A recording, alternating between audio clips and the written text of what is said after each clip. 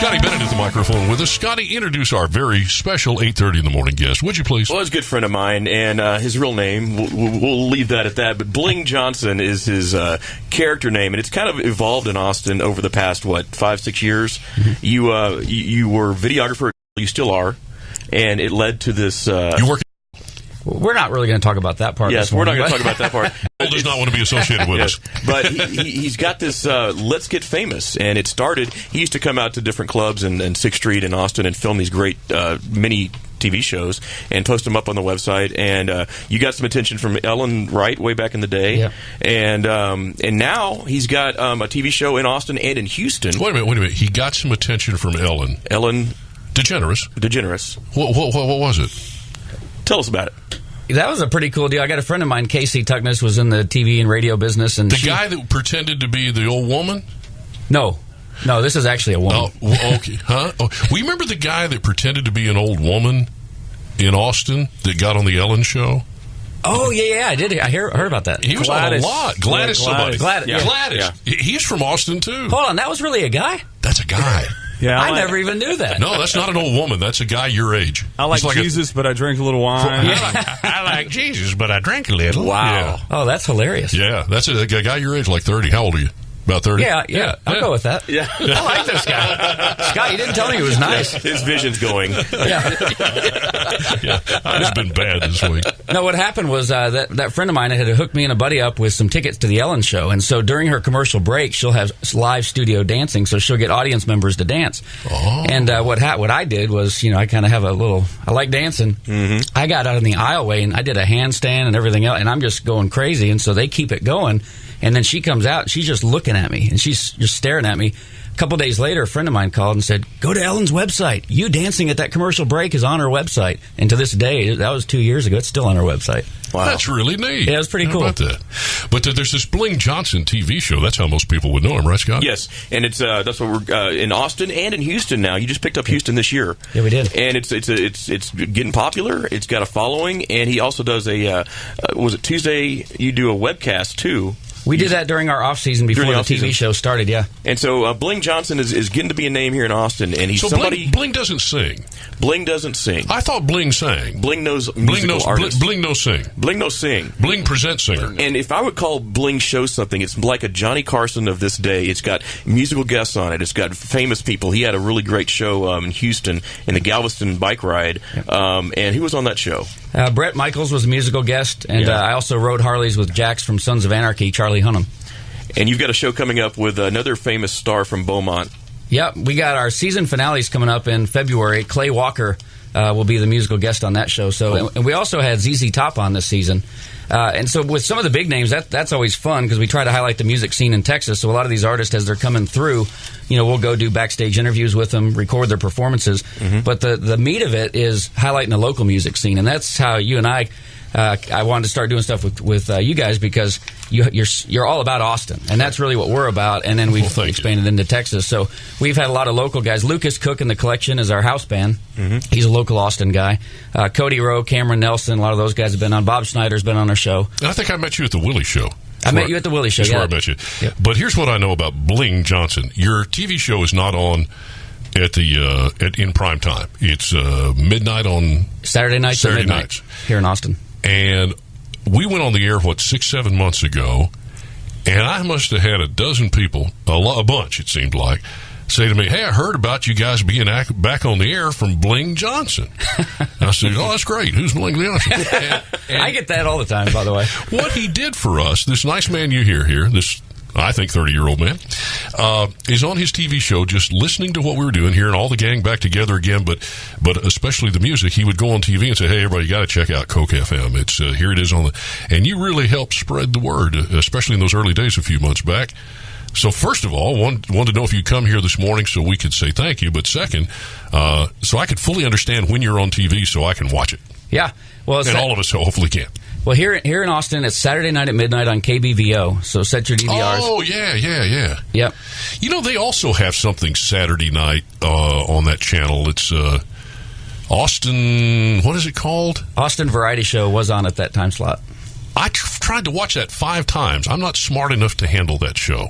What is it? So you have nothing to do with that? I don't have anything to do with that show, but those are some people trying to just do a local thing, and they have a live event. Yeah, and it's clearly something. It's a little bit over my head. So you've taken that slot? Well, we're on at midnight, and I think they kind of used to be there. I don't know if they're still on or if they're on a little bit later, but yeah. And what's funny is we used to be on Sunday nights at 9:30, and that was prime time slot. And when we moved to midnight, no, I bet that's better. Well, it is, and our ratings were triple what they were on Sunday nights, and so it's really worked out really well. We've been getting some traction. What I like about it is, not just helping you guys, but helping a lot of these local artists, because there's so much music here, and I feel like there's no common thread kind of tying it all together. And so I'm trying to build the show up so that we can give these artists a platform to get their music out so people hear about them. And Bling called me and said, hey, man, do you mind if I run a commercial during my show about you guys going on the air? I'm like, sure. And I asked Bob. Well, if you pay us. Yeah, I mean, he asked us, and then he called and said, hey, can I have a KOKE FM banner to put behind me for my TV show? I'm like, sure. He's very, very energetic about helping us out, and we really thank you for that. Well, no problem. We do, absolutely. Well, tell us about you're talking about the satisfaction you get from being able to expose folks to artists they may not hear otherwise and get something going there. And obviously we love that too. Who are you hottest on right now that's new and happening and buzzing?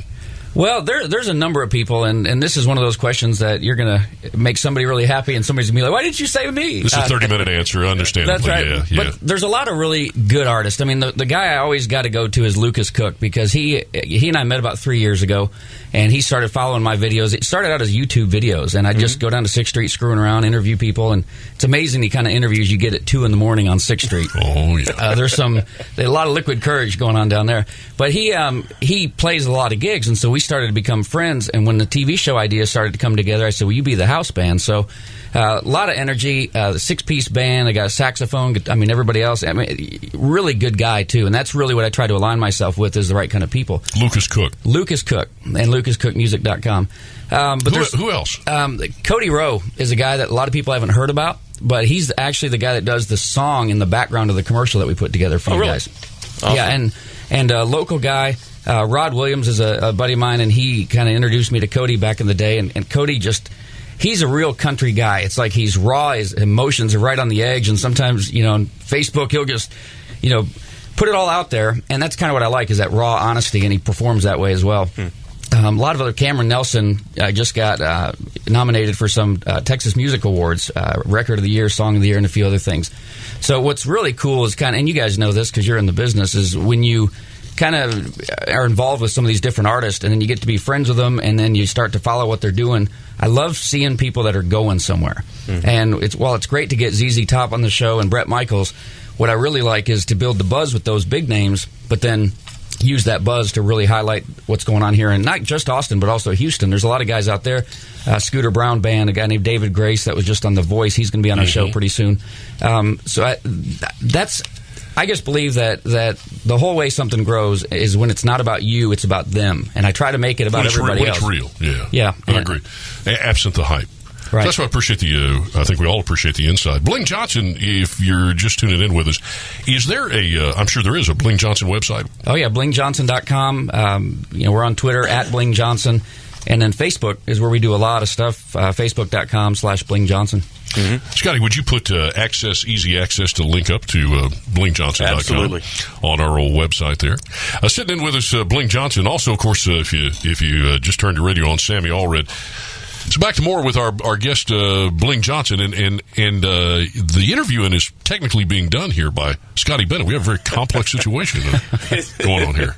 Well, pass it back over to me, and Bling was very nice enough to give me a call last week when you were talking about Hills, and he said, hey, I'd like to help Bob out, and I'd like to film my next show at Hills, and it airs this weekend. So this show tomorrow night is from Hills? It's from Hills, yeah. What we did is, I'm definitely going to watch now. Well, yeah, I knew something would we'd get you sooner or later. You let me keep talking, you'll buy something. Tape it and watch it later. 12 midnight. Bling Johnson, KBVO. Now he's writing it down. Yeah. That ensures it gets done. That's right. So what I did was I'm all having these iconic places in Austin is really what I think makes this town what it is. I mean, you mentioned Broken Spoke earlier. Hills Cafe is one of those things that you think when you think Hills, you think Austin. And when I heard about what was going on last week and read that article in the Statesman, the one good thing about having a show like we have, or even like you have, is you have a platform to do things. And if you want to do things that mean something, I just believe it goes further. So I called Scott and I said, hey, let me go over there and film. They said, well, we're closed on Sunday and Monday. I said, it doesn't matter. Let me just go in there. We're kind of doing a best of all the old stuff type of show this week. I said, we don't need a live audience. Normally we're in front of a live audience. Mm-hmm. So I went over there with my buddy Chris Leonardi, one of our staff guys, and one of your guys let us in. And what was really cool is it was dead empty. I think you put a picture on your website, yes. KOKE FM, this morning. Yep. Nobody's there, and we set up our lights and cameras and just kind of did the talking segments from there.